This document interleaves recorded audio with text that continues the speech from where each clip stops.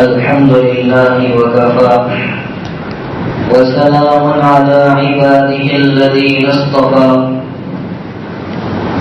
أما بعد فأعوذ بالله من الشيطان الرجيم بسم الله الرحمن الرحيم شهر رمضان الذي أنزل فيه القرآن هدى للناس وبينات من الهدى والفرقان فمن شهد منكم الشهر فليصم ومن كان مريضا أو على سفر فعدة من أيام أخر يريد الله بكم اليسر ولا يريد بكم العسر ولتكملوا العدة ولتكبروا الله على ما هداكم ولعلكم تشكرون. بزرگان محترم اور برادران عزیز،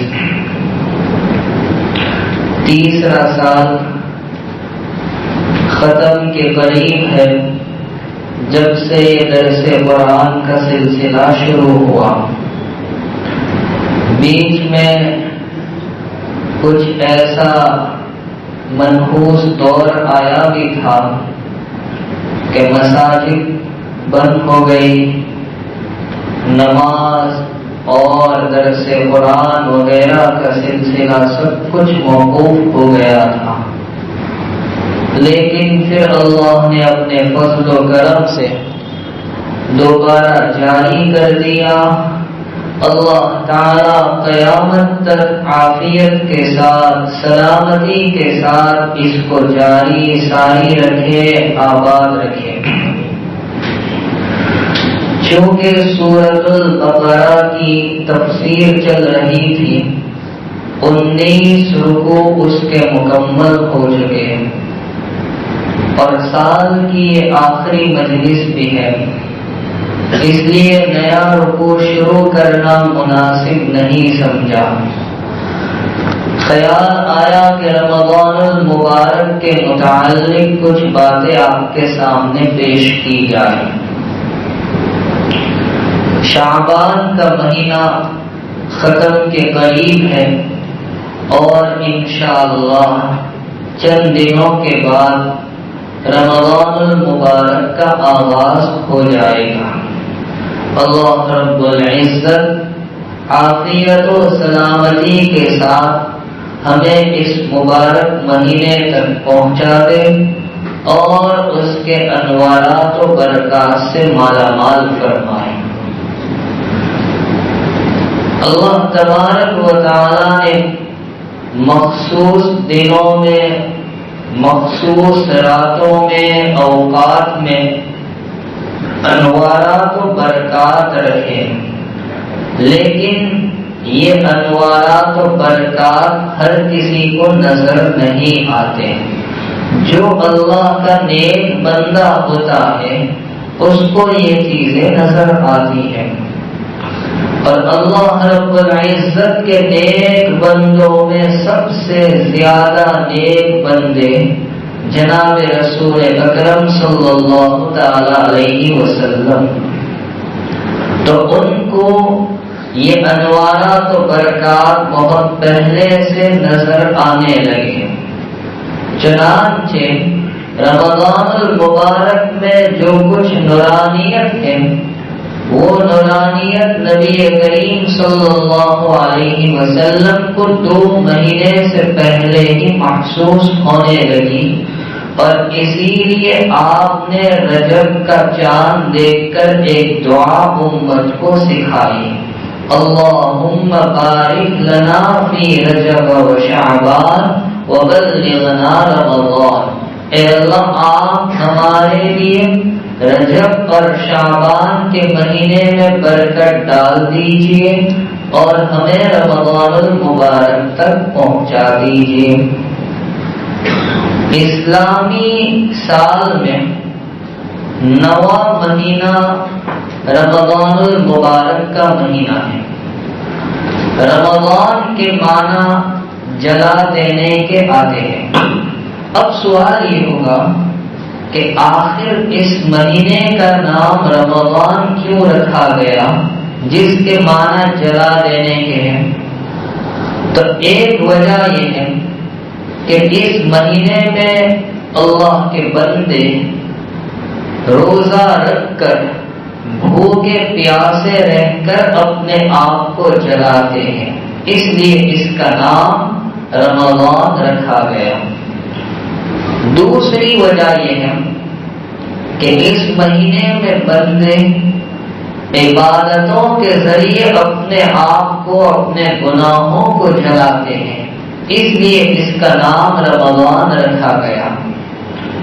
اور تیسری وجہ یہ ہے کہ قدیم زمانے میں جب مہینوں کے نام رکھے جا رہے تھے اس وقت اتفاق سے رمضان المبارک کا مہینہ شدید گرمی کے زمانے میں آیا تھا، اس لیے اس کا نام ہی رکھ دیا رمضان، جلا دینے والا مہینہ۔ علامہ ابو الخیر طالقانی رحمۃ اللہ علیہ نے اپنی کتاب خطائر القدس میں اس مہینے کے 60 نام بتائے ہیں، 60 نام بیان کیے۔ اور حضرت مجاہد رحمۃ اللہ علیہ جو جلیل القدر مفسر ہیں، ابن عباس رضی اللہ تعالیٰ عنہما کے شاگرد ہیں، وہ فرماتے ہیں کہ رمضان اللہ تبارک و تعالیٰ کے ناموں میں سے ایک نام ہے۔ پیران پیر شیخ عبد القادر جیلانی رحمۃ اللہ علیہ نے اپنی کتاب غنیت الطالبین میں بڑی پیاری بات بیان کی ہے۔ فرمایا کہ رمضان میں 5 حروف ہیں، را، میم، ضاد، الف اور نون۔ گویا جو بندہ اس مہینے میں عبادت کرے گا اس کو 5 نعمتیں ملے گی۔ را سے رحمت الہی، میم سے مغفرت الہی، ضاد سے ضمانت الہی، الف سے الفت الہی یعنی اللہ کی محبت، اور نون سے نور الہی۔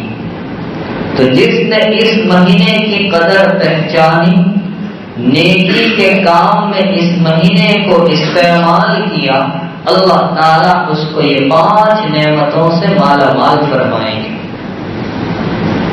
عارفین نے ایک عجیب نکتہ بیان کیا ہے کہ حضرت یعقوب علیہ السلام کے کتنے بیٹے تھے؟ 12 بیٹے تھے۔ تو اسی طرح سال کے 12 مہینے ہیں۔ حضرت یعقوب علیہ السلام کے 12 بیٹوں میں سب سے خوبصورت کون تھے؟ حضرت یوسف علیہ السلام۔ اسی طرح سال کے 12 مہینوں میں سب سے خوبصورت مہینہ کون سا ہے؟ رمضان المبارک کا۔ حضرت یعقوب علیہ السلام کو 12 بیٹوں میں سے سب سے زیادہ محبت کس بیٹے سے تھی؟ حضرت یوسف علیہ السلام سے۔ تو اسی طرح اللہ رب العزت کے نزدیک 12 مہینوں میں سے سب سے زیادہ محبوب مہینہ کون سا ہے؟ رمضان المبارک کا۔ یعقوب علیہ السلام کے باقی بیٹوں سے جو غلطی ہوئی تھی وہ غلطی کس کے ذریعے، کس کی برکت سے معاف ہوئی؟ یوسف علیہ السلام کی برکت سے۔ تو اسی طرح سال کے 11 مہینے میں بندے سے جو غلطی ہوتی ہے وہ رمضان المبارک کی برکت سے معاف ہوتی ہے۔ اور یعقوب علیہ السلام کے 12 بیٹوں میں سے نبوت صرف ایک ہی بیٹے کو ملی، یوسف علیہ السلام کو۔ اسی طرح سال کے 12 مہینوں میں رمضان المبارک کو جو مقام ملا وہ کسی اور مہینے کو نہیں ملا ہے۔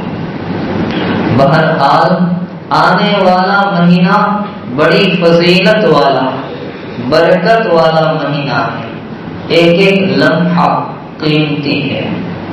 حدیث پاک میں اس مہینے کے بڑے فضائل آئے ہیں، چنانچہ بخاری شریف میں اور مسلم شریف میں روایت ہے، جناب رسول اکرم صلی اللہ تعالی علیہ وسلم نے ارشاد فرمایا کہ جب رمضان المبارک کا مہینہ آتا ہے تو جنت کے دروازے کھول دیے جاتے ہیں، اور ایک روایت میں جنت کے بجائے رحمت کے دروازے کا ذکر ہے، جہنم کے دروازے بند کر دیے جاتے ہیں اور سرکش شیاطین کو قید کر دیا جاتا ہے۔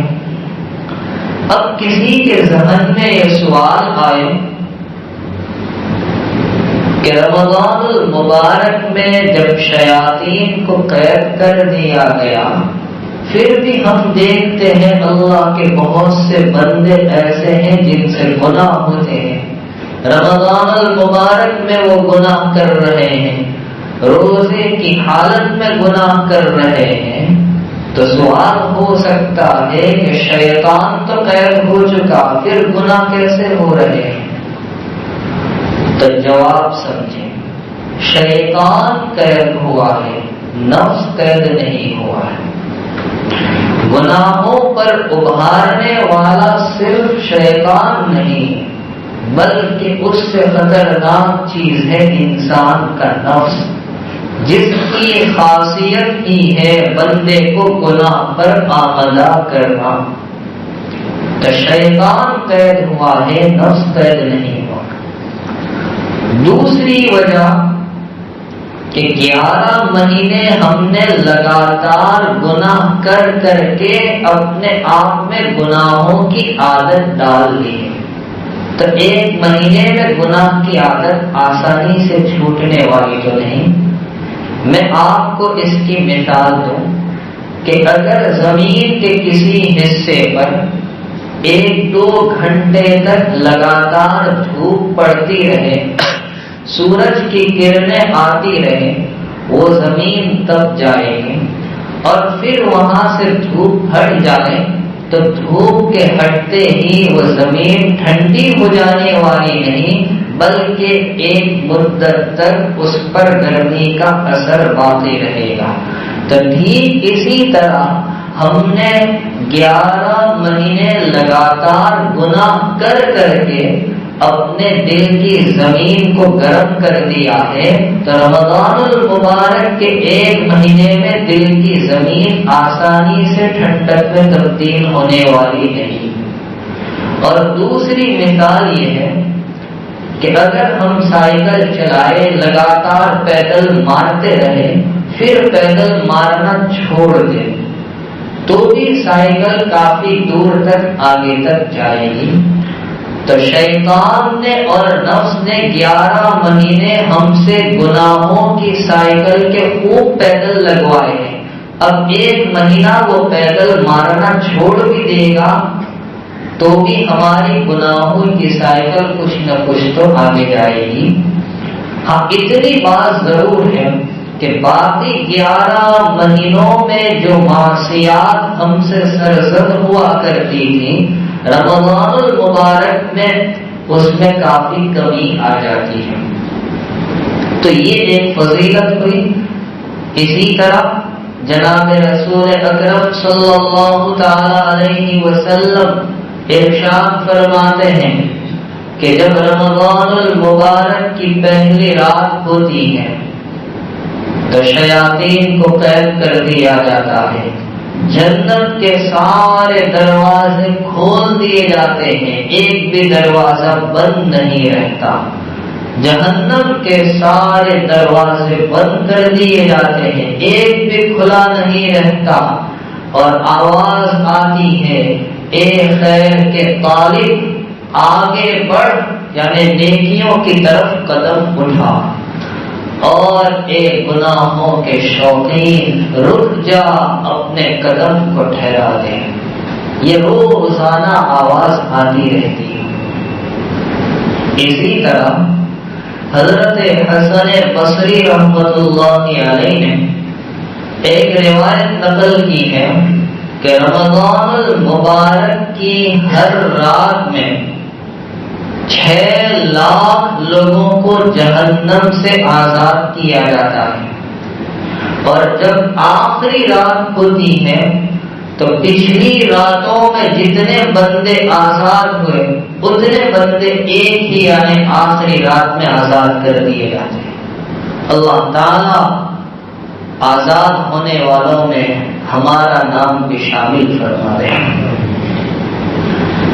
حضرت سلمان فارسی رضی اللہ تعالی عنہ کی روایت میں ہے، نبی کریم صلی اللہ تعالی علیہ وسلم نے شعبان کے آخری دنوں میں ایک خطبہ دیا۔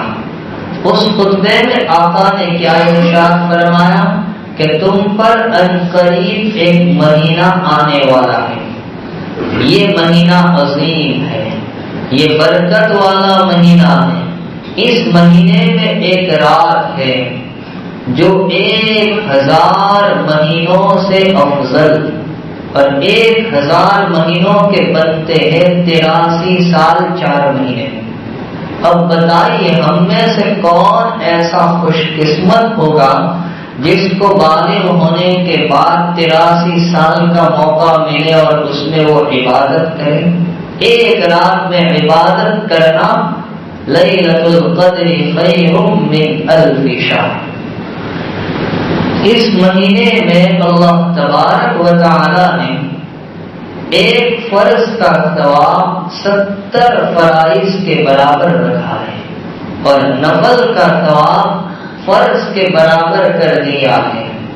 دن میں اللہ نے روزے کو فرض کیا، اور رات کے قیام کو یعنی تراویح کو اللہ نے ثواب کی اور عبادت کی چیز بنایا ہے۔ یہ صبر کا مہینہ ہے، اور صبر کا بدلہ جنت ہے۔ یہ مواسات یعنی ہمدردی اور غمخواری کا مہینہ ہے۔ اس میں مومن کا رزق بڑھا دیا جاتا ہے، اور اس مہینے میں اگر کوئی بندہ کسی روزے دار کو افطار کرائے تو یہ افطار کرانا اس کے گناہوں کی معافی کا، جہنم سے خلاصی اور مغفرت کا سبب ہوگا۔ صحابہ کرام نے نبی کریم صلی اللہ علیہ وسلم سے پوچھا، چونکہ وہ غربت کا زمانہ تھا، ہم میں سے کوئی اتنی طاقت نہ پائے کہ کسی کو پیٹ بھر کر افطار کرائے؟ آقا نے فرمایا ایک گھونٹ پانی یا دودھ پلانے یا ایک کھجور کھلانے پر بھی اللہ تعالیٰ یہ اجر و ثواب عطا فرماتے ہیں۔ اس میں 3 عشرے ہیں۔ پہلا عشرہ رحمت ہے، دوسرا مغفرت ہے، اور تیسرا جہنم سے خلاصی اور نجات کا ہے۔ 4 کام کرنے ہیں جو نبی کریم صلی اللہ علیہ وسلم نے بتا دیے۔ کلمہ طیبہ کی کثرت، استغفار کی کثرت، جنت کا سوال، اور جہنم سے پناہ۔ تو اس طرح سے ذخیرہ احادیث میں رمضان المبارک کے بے شمار فضائل بیان ہیں۔ دوسری طرف نبی کریم صلی اللہ علیہ وسلم نے وعید بھی بتائی ہے ان لوگوں کے لیے جو اس مہینے کی عظمت و برکت کا اور احترام کا خیال نہیں رکھتے۔ چنانچہ متعدد روایات میں نبی کریم صلی اللہ تعالی علیہ وسلم منبر پر اپنا قدم مبارک رکھتے ہیں، فرمایا آمین۔ دوسرے درجے پر قدم رکھا، فرمایا آمین۔ تیسرے پر قدم رکھا، فرمایا آمین۔ صحابہ اکرام نے تعجب سے پوچھا کہ آج ہم نے آپ سے ایسی چیز دیکھی جو پہلے نہیں دیکھی تھی۔ نبی کریم صلی اللہ علیہ وسلم نے فرمایا جب میں نے پہلے درجے پر قدم رکھا تو جبرائیل امین نے یہ بددعا دی، ہلاک ہو جائے، برباد ہو جائے وہ آدمی جو رمضان المبارک کا مہینہ پائے اور اس کی مغفرت نہ ہو۔ آپ نے آمین کہی۔ دوسرے پر قدم رکھا تو جبرائیل امین نے کیا کہا؟ ہلاک ہو جائے، برباد ہو جائے وہ آدمی جس کے سامنے میرا ذکر ہو پھر بھی مجھ پر درود نہ پڑے۔ آپ نے فرمایا آمین۔ درود پاک پڑھ لیجیے، اللہم صلی علی سیدنا محمد وبارک وسلم۔ تیسرے پر قدم رکھا تو جبرائیل امین نے کیا کہا؟ ہلاک ہو جائے، برباد ہو جائے وہ آدمی جو اپنے والدین کو یا ان میں سے کسی کو پائے پھر بھی اپنے آپ کو جنتی نہ بنا سکے۔ اب غور کیجئے، یہاں بددعا دینے والا کون ہے؟ وہ جبرائیل امین ہے جو سید الملائکہ، سارے فرشتوں میں سے وحی کے لانے کا انتخاب انہی کا ہوا ہے، اور اس بددعا پر آمین کہنے والا کون ہے؟ وہ سید الانبیاء والمرسلین صلی اللہ علیہ وسلم۔ اور یہ بددعا کہاں دی جا رہی ہے؟ مسجد نبوی ہے، اور مسجد نبوی کا منبر وہ تو ریاض الجنہ میں ہے، وہاں یہ بددعا دی جا رہی ہے۔ تو سوچئے کہ اولاً جبرائیل امین کی بددعا ہی کیا کم تھی، پھر اس پر نبی کریم صلی اللہ علیہ وسلم نے آمین کہا تو یہ بددعا تو اور زیادہ پختہ ہو گئی، اور پھر یہ بددعا مسجد نبوی کے منبر سے کی جا رہی ہے تو اس کے قبول نہ ہونے میں کیا شک ہو سکتا ہے؟ میرے بھائیوں، آنے والا مہینہ بہت قیمتی مہینہ ہے، ایک ایک لمحہ قیمتی ہے۔ ہم نے اب تک کے رمضان المبارک کو غفلت میں گزارا، مگر آج سے ابھی سے عہد کیجیے کہ اب آنے والے مہینے کو غفلت میں نہیں گزارنا ہے، ایک ایک ساعت کو، ایک ایک گھڑی کو صحیح وصول کرنا ہے۔ خود نبی اکرم صلی اللہ علیہ وسلم کا معمول کیا تھا؟ بخاری شریف میں بالکل ابتدا میں روایت ہے دوسرے ہی صفحے پر کہ جبرائیل امین نبی کریم صلی اللہ تعالی علیہ وسلم سے رمضان المبارک کی ہر رات میں ملتے تھے، وَكَانَ يَلْقَاهُ فِي كُلِّ لَيْلَةٍ، اور پھر نبی پاک صلی اللہ علیہ وسلم سے قرآن پاک کا دور ہوا کرتا تھا۔ جبرائیل نبی علیہ السلام کو سناتے تھے اور نبی کریم صلی اللہ علیہ وسلم جبرائیل امین کو دور سنایا کرتے تھے۔ یہ نبی پاک علیہ السلام کا معمول ہے۔ اسی طرح ہمارے اکابر کا بھی یہی معمول رہا ہے۔ اگر ہمارے اکابر کے واقعات آپ کو بتائے جائے تو آپ تو یقین ہی نہیں کریں گے کہ یہ کیسے ہو سکتا ہے، لیکن ہوا ہے۔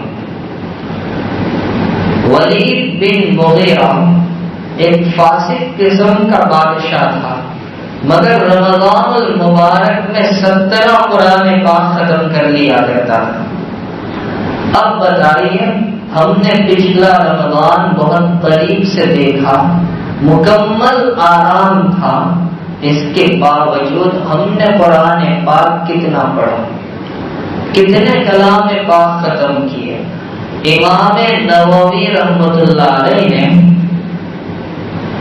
الاذکار میں بیان کیا ہے، ابن الکاتب کر کے بندہ گزرا ہے 3ری یا 4تھی صدی میں، اس کا تو روزانہ کا معمول 8 قرآن کریم ختم کرنے کا، 8 پارے نہیں کہہ رہا، 8 قرآن کریم یعنی 240 پارے۔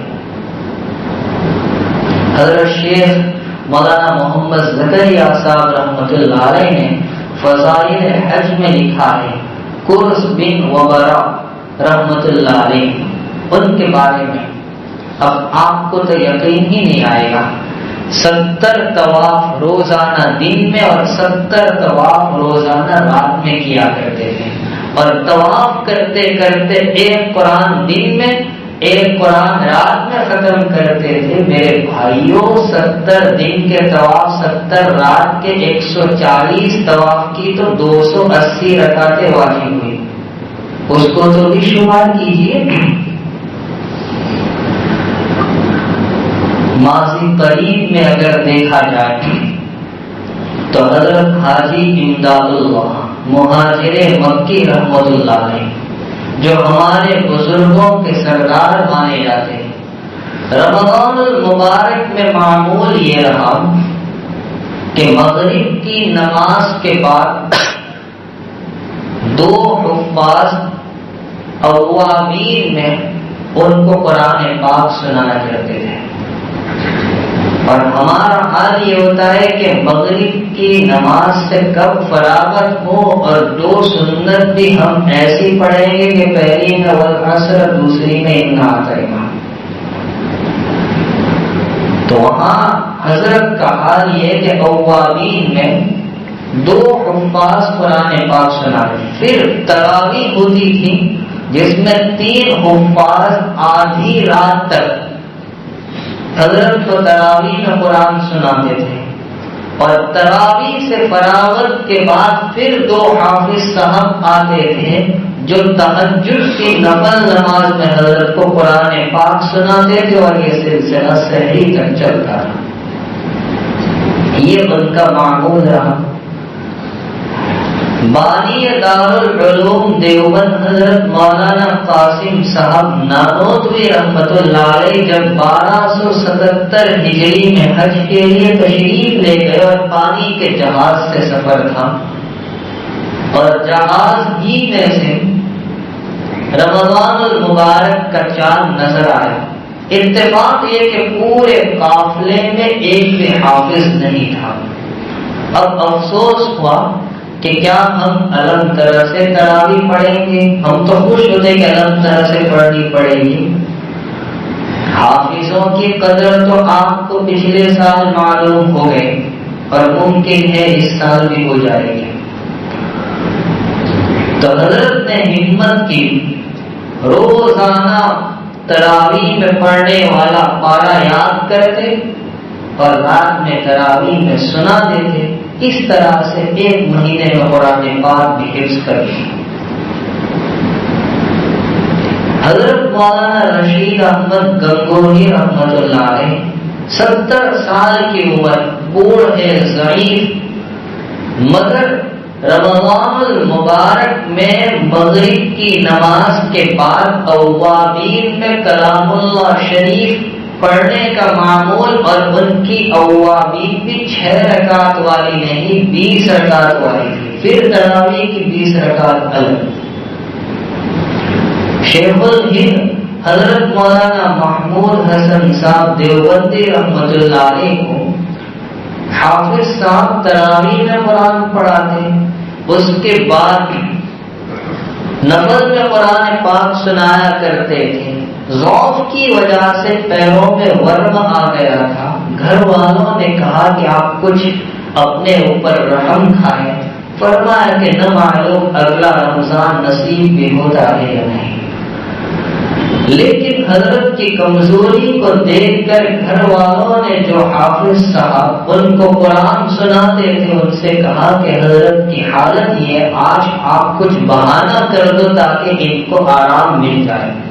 انہوں نے بہانہ کر دیا کہ آج میری طبیعت ٹھیک نہیں، میں تہجد میں آپ کو قرآن سنا نہ سکوں گا، یہ کہہ کر وہ سو گئے۔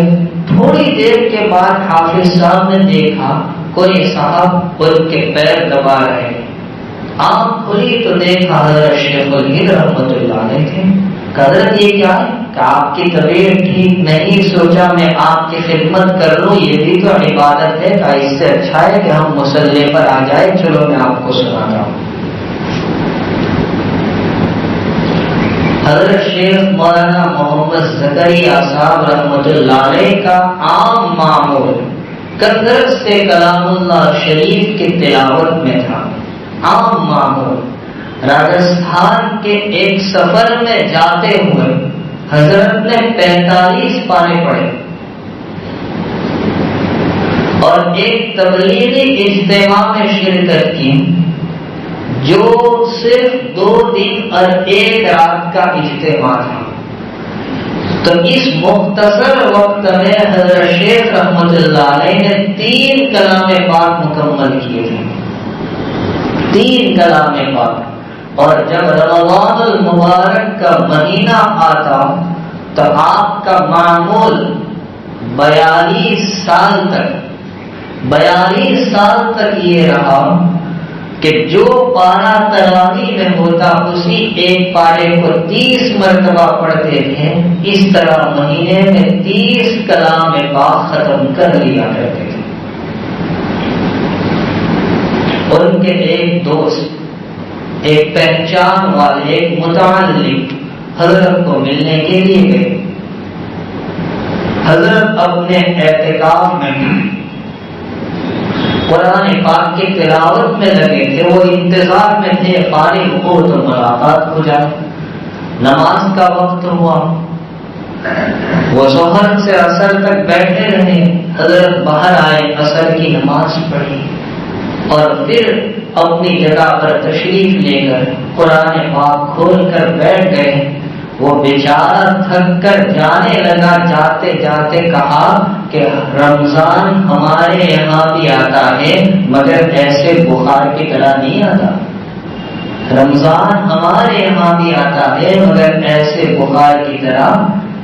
حضرت طارق صدیق صاحب بانوی رحمۃ اللہ علیہ، ان کا بھی عام معمول کلام اللہ شریف کی تلاوت کا تھا. ایک مرتبہ بریلویوں کی ایک مسجد میں تراویح کے لیے تشریف لے گئے. اب وہ بھی حضرت کو چاہنے والے تھے، حضرت کو کھڑا کر دیا تو تراویح کی نماز میں 21 پارے تلاوت کر دیے. حضرت مولانا محمد یوسف صاحب بنوری رحمۃ اللہ علیہ، بڑے درجے کے عالم، علامہ انور شاہ صاحب کشمیری رحمۃ اللہ علیہ کے شاگرد، وہ کہتے ہیں کہ ایک قاری صاحب جو میرے پہچان والے تھے وہ میری ملاقات کے لیے آئے. تو قاری صاحب سے درخواست کی کہ چلو ہم قرآن پاک سنائے تفریح کے لیے. ہماری تفریح تو ہوتی ہے کہ ادھر جائے ادھر جائے. ان لوگوں کا حال یہ تھا. حضرت تیار ہو گئے، قاری صاحب مصلی پر آئے. میں بیچ میں ایک واقعہ آپ کو اور سنا دوں. میرے والد صاحب رحمۃ اللہ علیہ سے واقعہ میں نے سنا.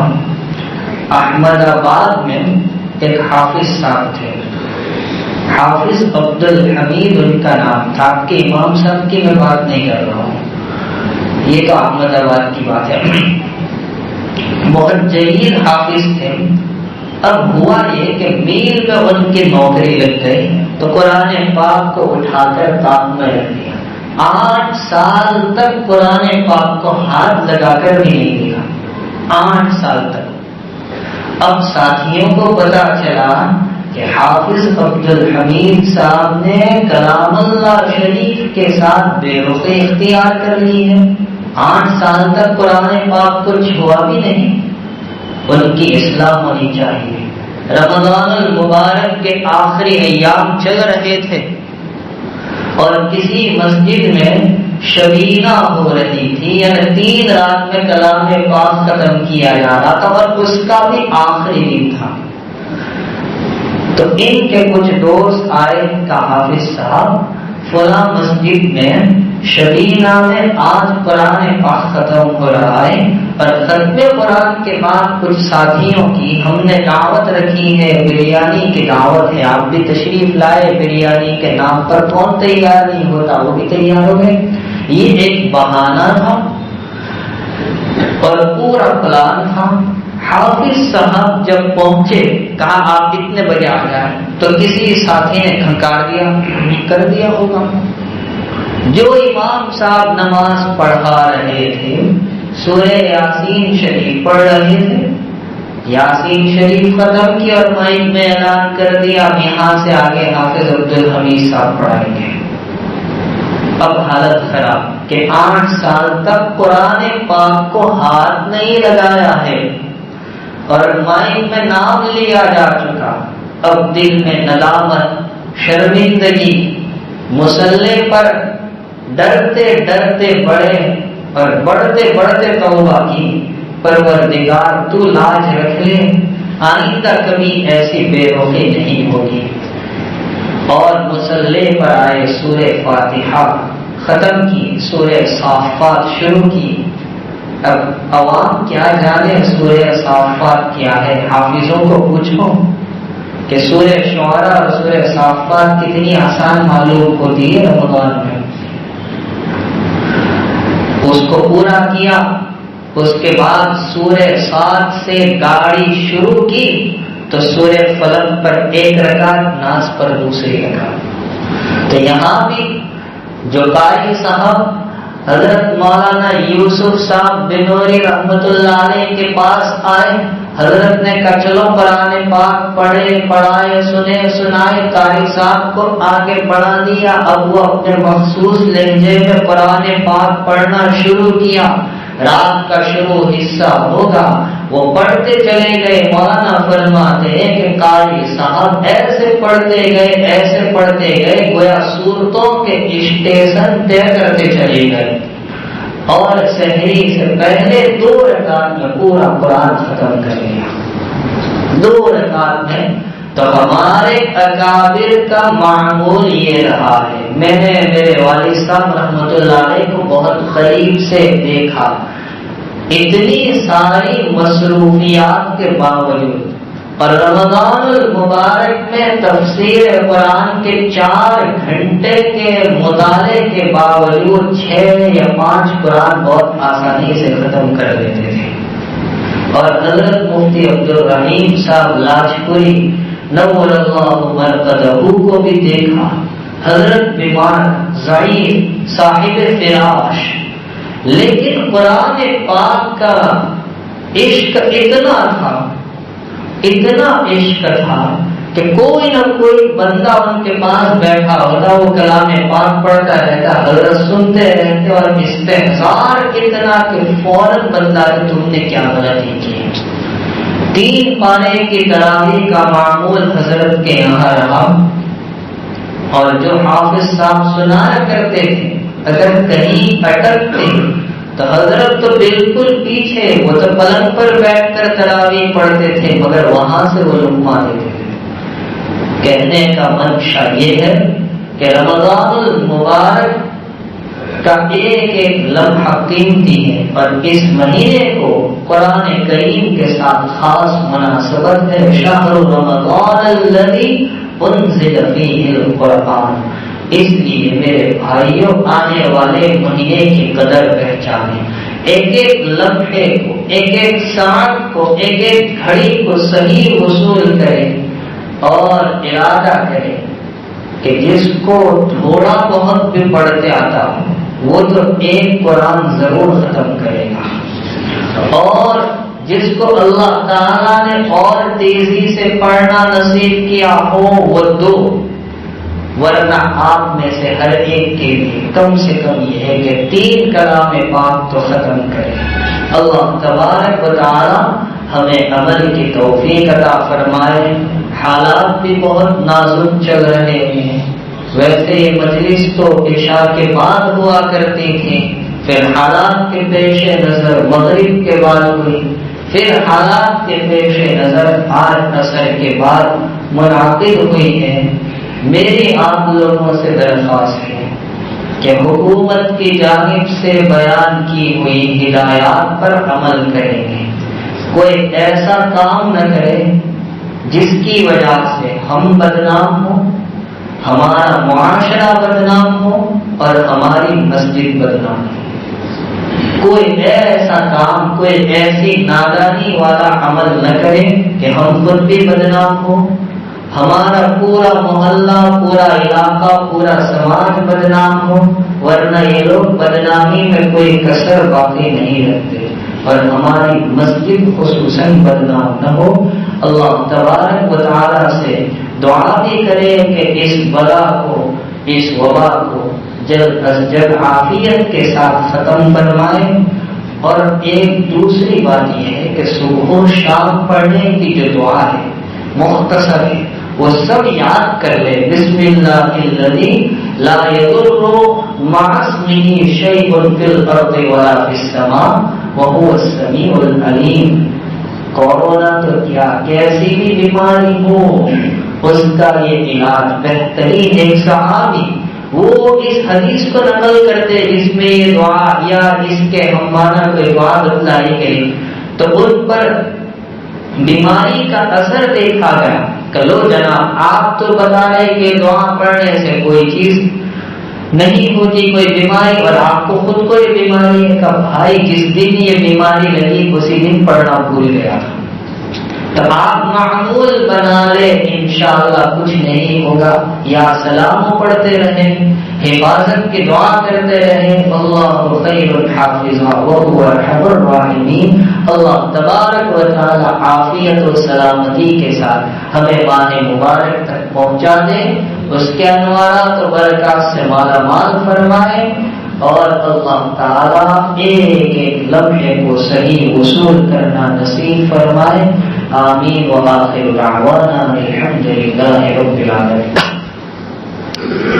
سبحانك اللهم وبحمدك وتبارك اسمك وتعالى جدك ولا إله غيرك، سبحان الله وبحمده، سبحان الله العظيم، سبحان الله وبحمده، عدد خلقه ورضا نفسه وزينة عرشه ومداد كلماته، لا إله إلا الله الحنان المنان بديع السماوات والأرض ذو الجلال والإكرام، لا إله إلا الله الأحد الصمد الذي لم يلد ولم يولد ولم يكن له كفوا أحد۔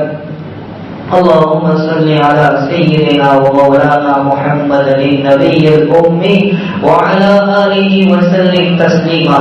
يا رب صل وسلم دائما أبدا على حبيبك خير الخلق كلهم۔ ربنا آتنا في الدنيا حسنة وفي الآخرة حسنة وقنا عذاب النار۔ اے اللہ ہمارے گناہوں کو معاف فرما، خطاؤں سے درگزر فرما۔ مولا کریم ہم مجرم ہیں، ہم گنہگار ہیں، نافرمان ہیں، سیاہکار ہیں، معصیات میں ڈوبے ہیں، سر سے پیر تک گناہوں میں لثپت ہے۔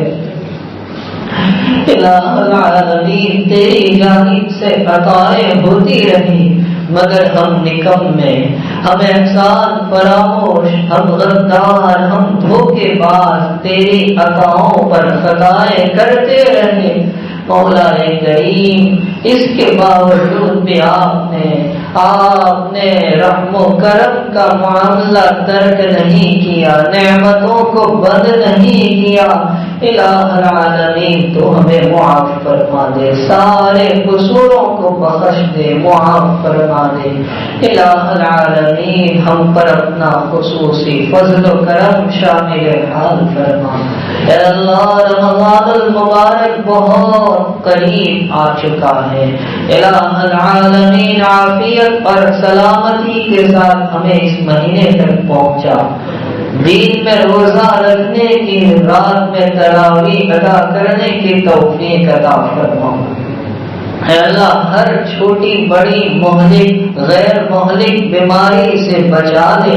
الہ العالمین عافیت کے ساتھ روزے رکھنا، تراویح پڑھنا نصیب فرما، تمام رکاوٹوں کو دور فرما۔ الہ العالمین یہ وبا کا دور چل رہا ہے، بہت سے بندے بستر حلالت پر پڑے ہوئے ہیں، بہت سے زیر زمین جا چکے ہیں۔ الہ العالمین جو بیمار چل رہے ہیں، اے اللہ تو نے شفائے کاملہ عاجلہ دائمہ مستمرہ عطا فرما۔ الہ العالمین ہمیں تو آپ نے اپنے فضل و کرم سے اب تک بچائے رکھا ہے، آئندہ بھی اپنے فضل و کرم سے تمام بیماریوں سے محفوظ فرما لے۔ اے اللہ تیری حفاظت کے ہم محتاج ہیں، تیری حفاظت کے ہم محتاج ہیں۔ الہ العالمین یہ کیسا دور آ گیا کہ مساجد بند، خانقاہیں بند، مراکز بند، مدارس بند، دین کا کام ٹھپ ہو چکا ہے۔ یقیناً یہ ہمارے برے اعمال کا نتیجہ ہے۔ پروردگار عالم ہم اقرار کرتے ہیں، اعتراف کرتے ہیں کہ ہمارے اعمال بگڑے تو آپ نے ہمیں اپنے در سے محروم کر دیا۔ الہ العالمین آج ہم آپ کی بارگاہ میں ہاتھ پھیلا کر صدق دل سے توبہ کرتے ہیں۔ میرے مولا ہماری توبہ کو قبول فرما، ہماری توبہ کو قبول فرما۔ اے اللہ اس وبا کو، اس بلا کو، بیماری کو ختم فرما، پورے عالم میں امن و امان کی فضا قائم فرما۔ اے اللہ ہمیں پہلے سے بہتر صحت، عافیت، طاقت، تندرستی اور سلامتی نصیب فرما، اور اس پر تیرا شکر ادا کرنا بھی نصیب فرما۔